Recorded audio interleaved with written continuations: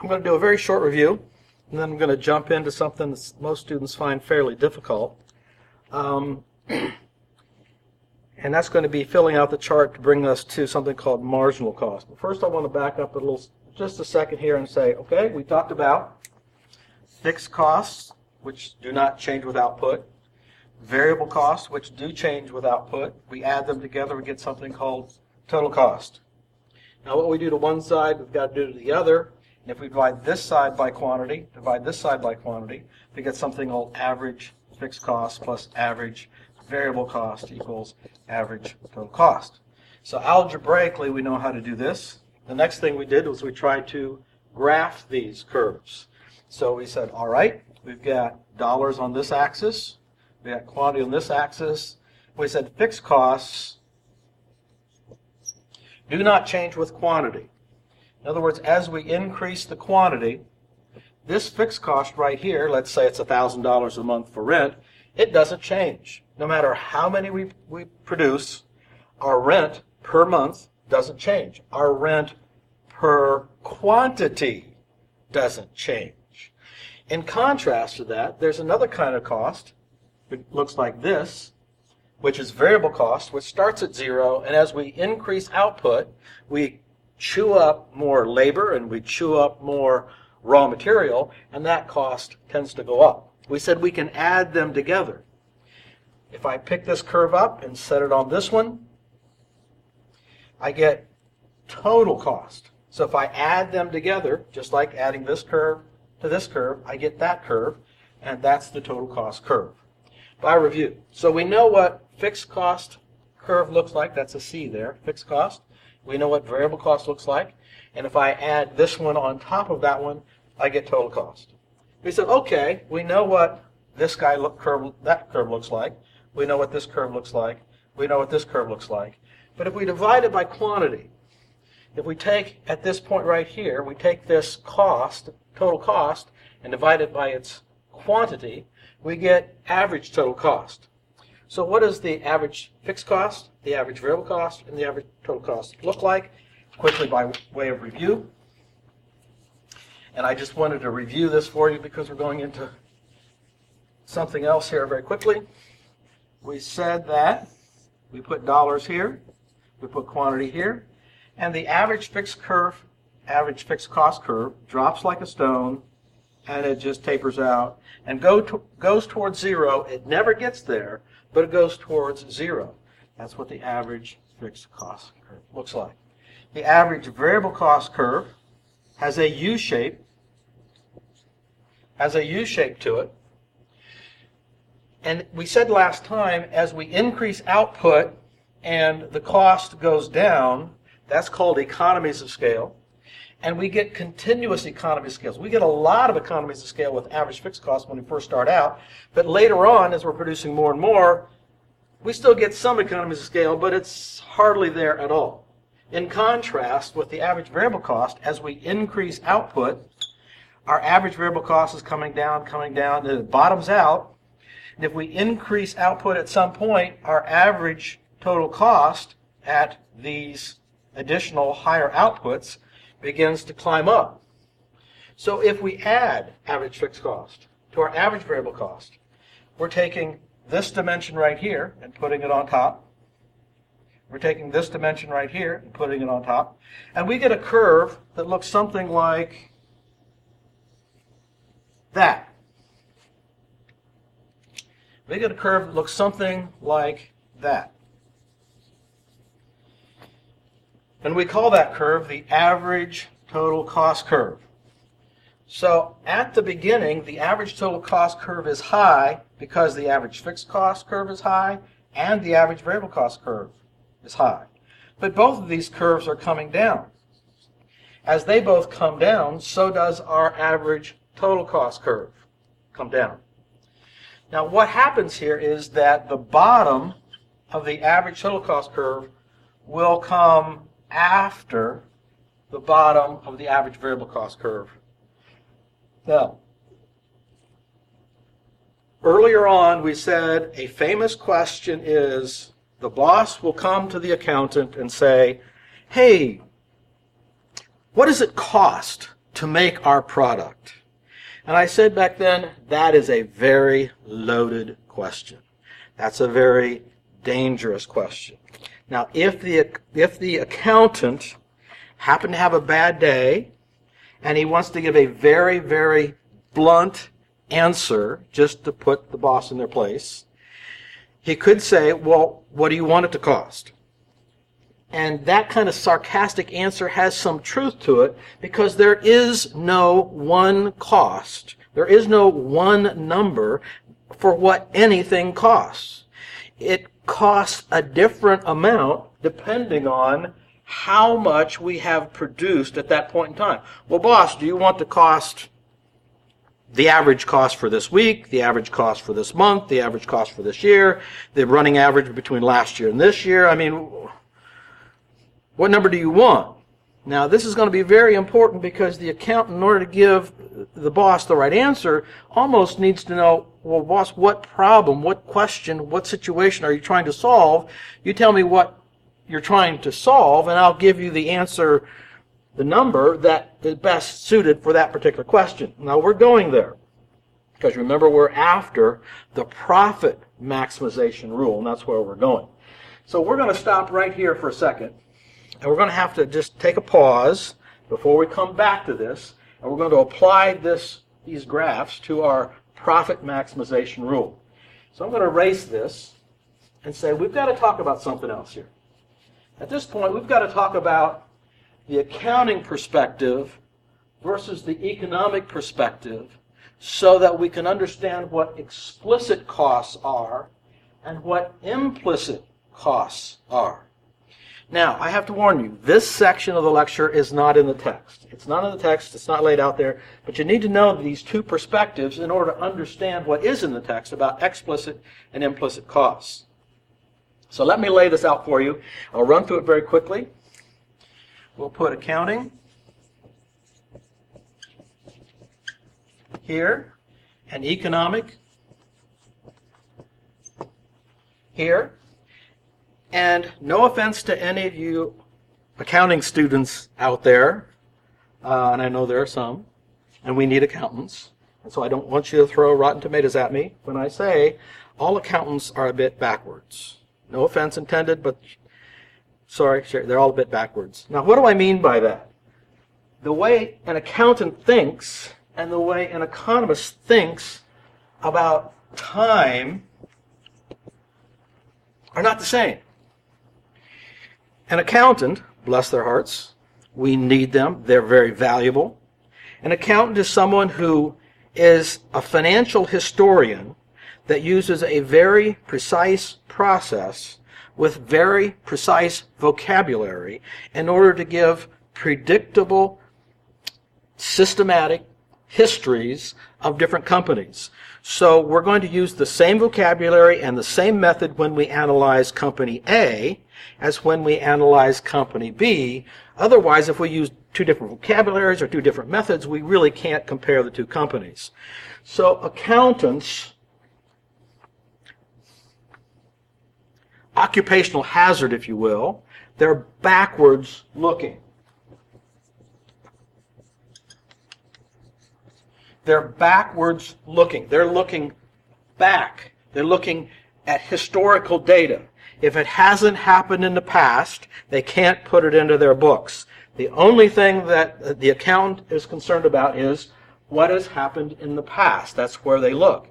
Now, by contrast, the economist is not really interested in what has happened in the past. I'm not really concerned about that $100,000 piece of equipment that we bought in order to make these military wrenches. That's in the past. Economists call that sunk cost. It's over. It's done. You can't do anything about it. The only thing that matters now is where are we, and the accountants help us know where we are by looking at the books. How much money do we have? What are our options? Where are we? And are we going to zig with this product line, or are we going to zag with that product line? So economists, in terms of time, are only concerned about the future. They're not concerned about the past, other than for the idea of, well, where am I so that I can pick, should I go this way or should I go that way in the future. In the future. There's another way that we can contrast the accounting versus the economic view, and that has to do with the way we look at value. The way we look at value. An accountant only wants to deal with data that is objective. The economist says, well, that's good. We need to know what objective things are going on out there. But really, people make their decisions about what they want to do, not necessarily on the objective price of that particular sweater or blouse or suit or pair of shoes. The price is one factor, but it's not the deciding factor. The deciding factor for our decisions is more economic than accounting. And so, in terms of value, we're more concerned from this side about a subjective view. A subjective view. For those of you in TV land out there, I've got the windows open in the back of the room because it is quite warm in here. Quite warm, and the sun's out and all that sort of stuff. And if I said, it's very hot in here. Anybody else in the room? Sherry, would you say it's hot? It's very warm in here. Now, is that a subjective statement or is that an objective statement? Hold that thought. I could go over there to the thermometer on the wall and it says about 79 degrees there. If I said, it's 79 degrees in here, is that an objective statement or is that a subjective statement? If I said it's very hot in here, is that a true statement? Well, it is subjectively true because whether it's hot or not, that statement from me, I am the standard of reference of what hotness is. If I say it's hot, I'm saying, from my perspective, it's hot. Somebody else might have a different perspective. But if I said it's 79 degrees in here, it's still me saying it.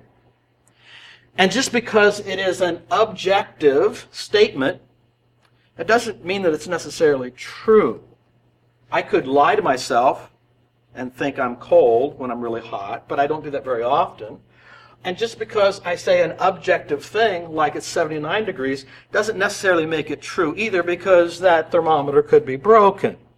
So what is the essence of the difference between an accounting way of looking at value, which is all objective, versus an economic way of looking value, which is subjective? And it is the frame of reference. When I say I'm hot, I am the frame of reference. If I said it's 79 degrees in here, I am not the frame of reference. The truth or falsity of that statement depends upon that machine on the wall. And we can go over there and say whether it's 79 degrees or not and see if that's true or false. So when we're talking about objective and subjective, we're talking about who or what is the standard of reference, the truth value for that particular statement. So far, accountants only want to look at the past. They're interested in what happened back there. The economists are only interested in the future. The future. What's going to happen if we zig? What's going to happen if we zag, etc.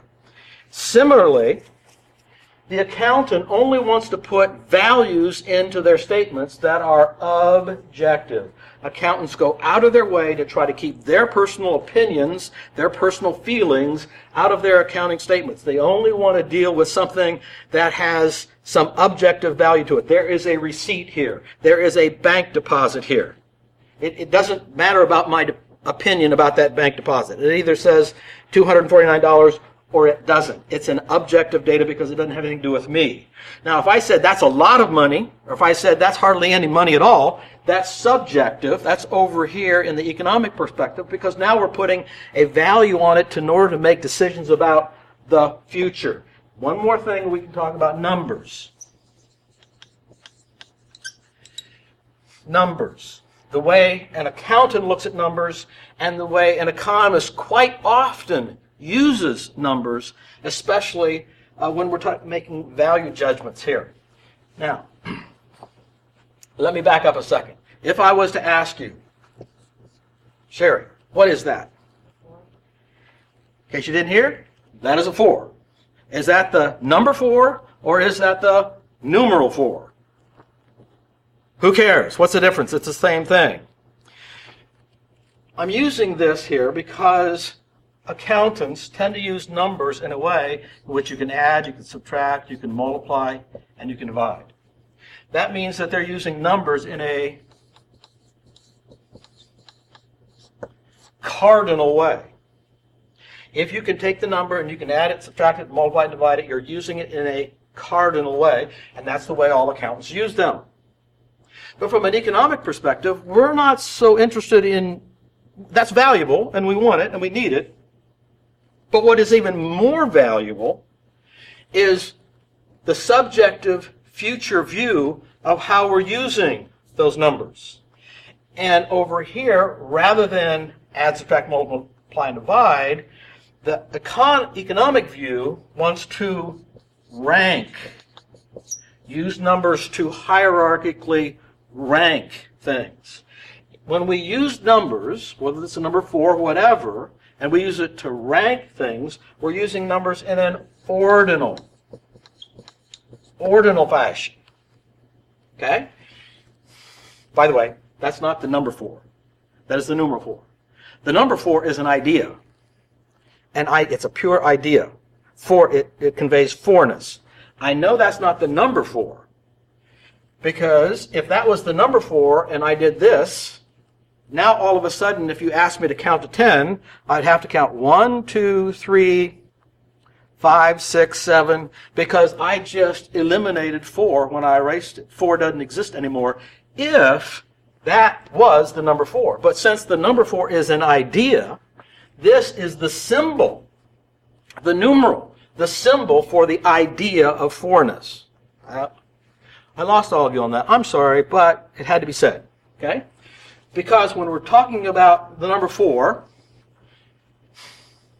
if you got all A's, you would say, oh, I got a 4-point grade point average. A friend of mine, good student of mine, was struggling in 4 different classes. Because an A is a 4, right? 4-point. A B is a 3. C is a 2. D is a 1. And F is a 0, right? Okay?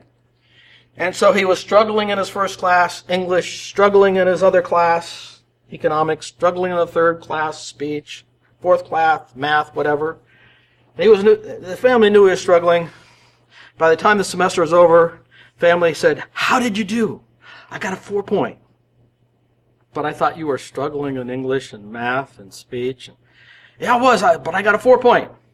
How did you get a 4-point? Well, I got a D in my first class, a D in my second, a D in my fourth, at 1, 2, 3, 4, 4-point. That's kind of like an Abbott and Costello routine. You don't remember Abbott and Costello, the little guy and the tall guy?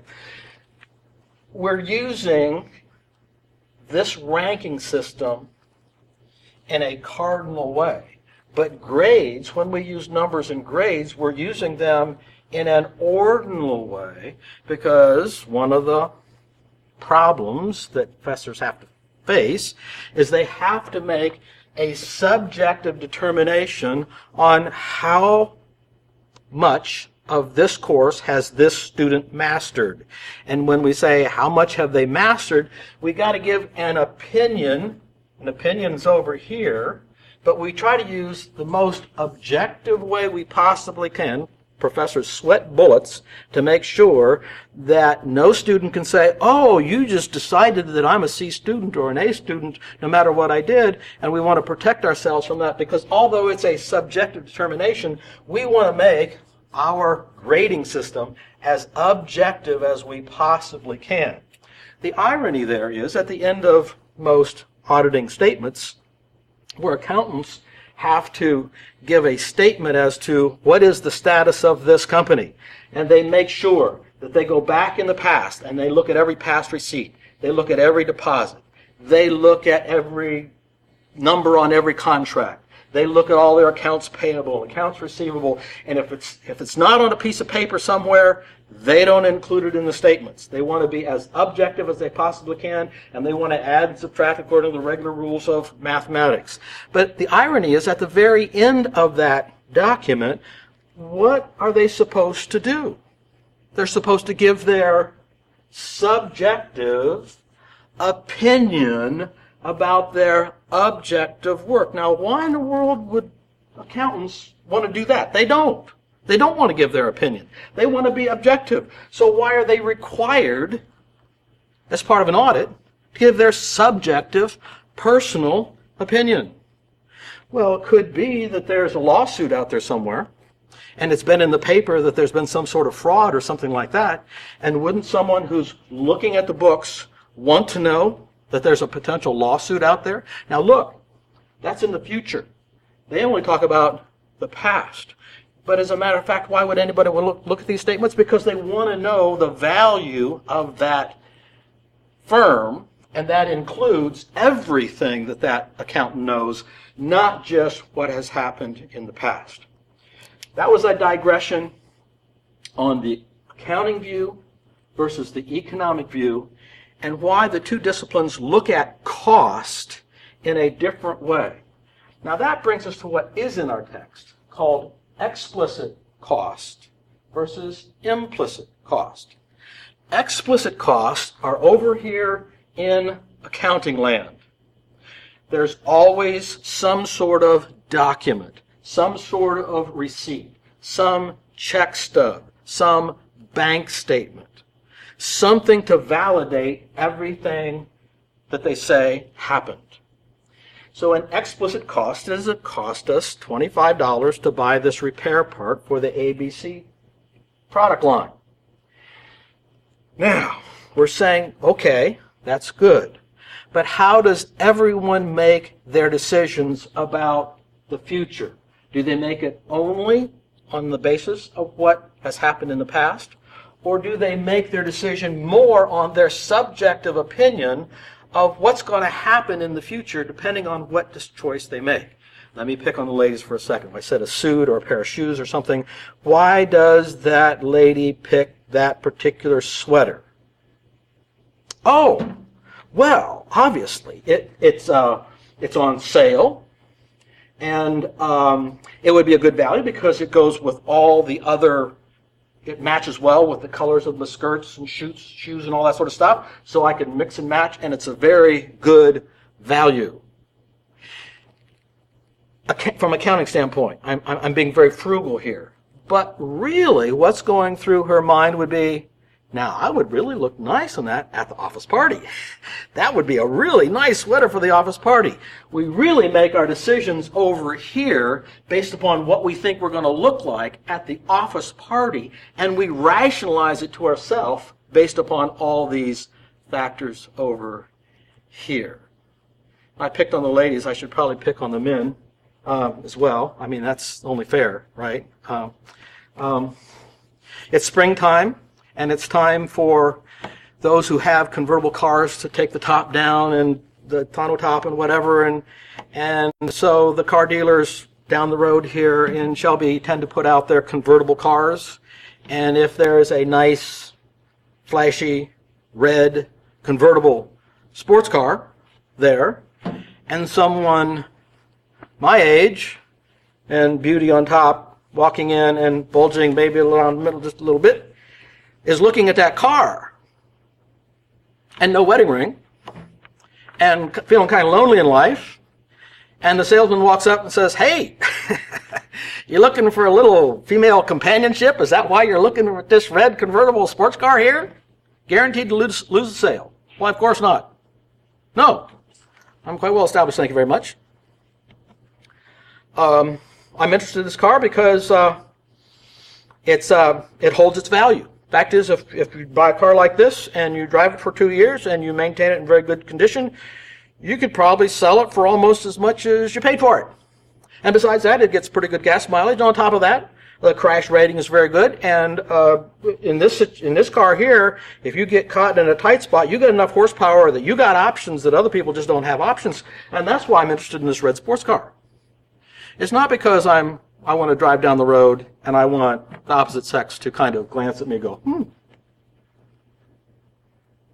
So we make our decisions over here based upon our subjective opinion about the future and how our decision is going to be made up in the future, and we rationalize them on objectivity. Now let me erase this and go back to explicit and implicit.